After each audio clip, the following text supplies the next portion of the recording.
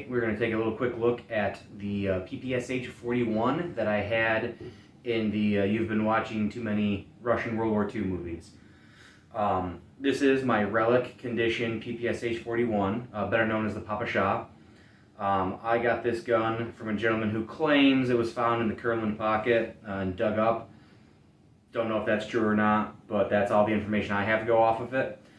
It has definitely been buried for a long time. I ran this through Electrolysis for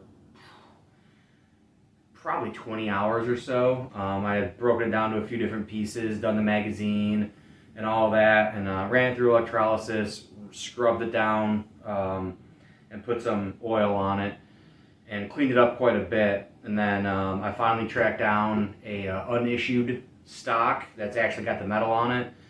I found a couple that didn't have there's a steel butt plate on here, and there's a little sling.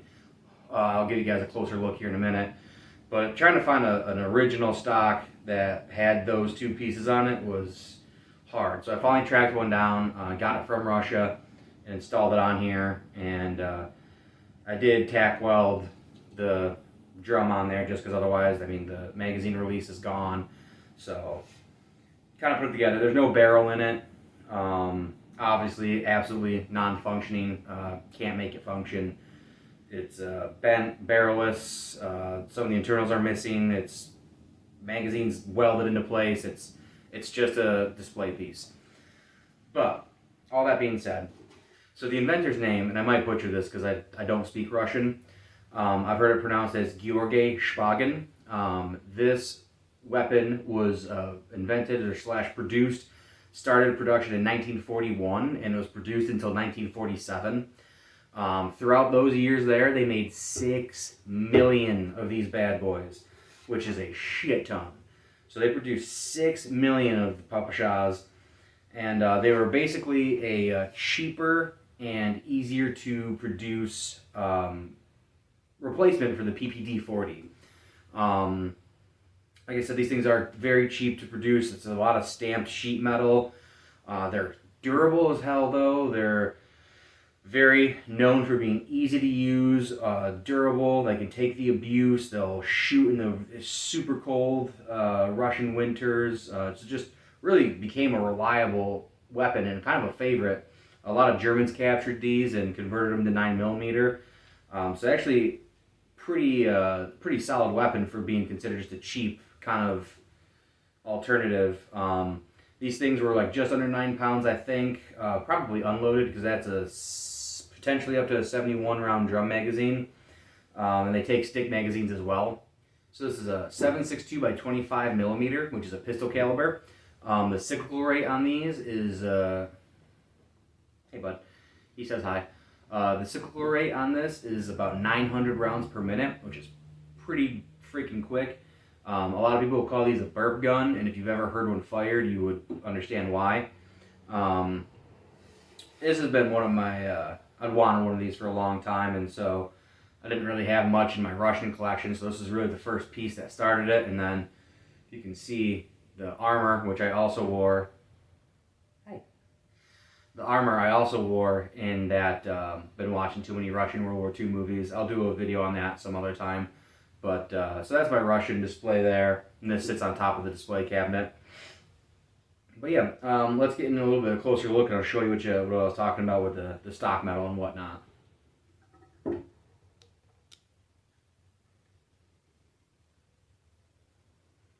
So as you can see, there's no barrel in this. This is definitely demilled. It can't be used. But here we've got the stock metal on the back, which actually has, like a lot of rifles of that time, they've got that little trap door to put a cleaning kit in. And then here you've got in the stock sling attachment, and then the other sling attachment is up here, which this one's actually still on there. A little bit loose, but get a good view at that. Kind of hard at this angle. That little stock attachment there. This thing, it's got a hinge in it. right here. So essentially this, you would do that, and the rifle hinges, the submachine gun hinges open, and this is a bolt, but again, the spring's broken, this is turned up, it cannot function. There's no way that this thing can ever function. And then in here, you've got the trigger group, which again, does not move. It is rusted solid. Like I said, I did put a small weld in there, and then you would see the ammunition, you know, the magazine comes in right there.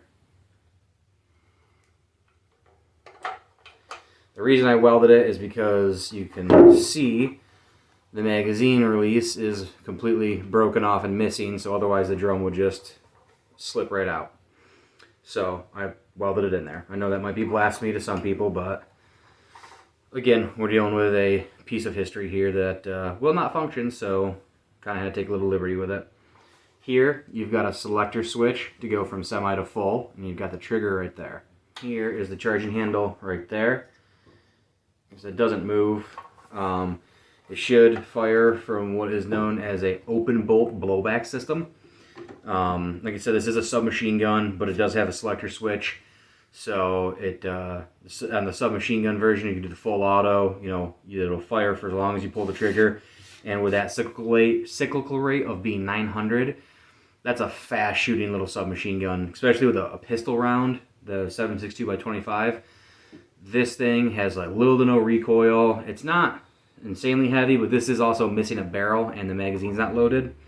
But with that weight and the stamped steel and the nice actual wood stock, plus that pistol caliber, this thing would be, the recoil would be extremely manageable on something like this. I think that's why it was such a popular submachine gun. And like I said, you know, the Germans captured a bunch of them. Some of them were changed in 9mm. You know, stuff like that happened a lot. So it was a very popular, sought-after machine gun. I wish you could see. I mean, I can tell that there's stamping on the back here, but I can't make out what it is. I wish I could tell what factory this was made at, because that would be really freaking cool. I'm just pretty stoked at the fact that it still has the main components to make it at least do this and display well.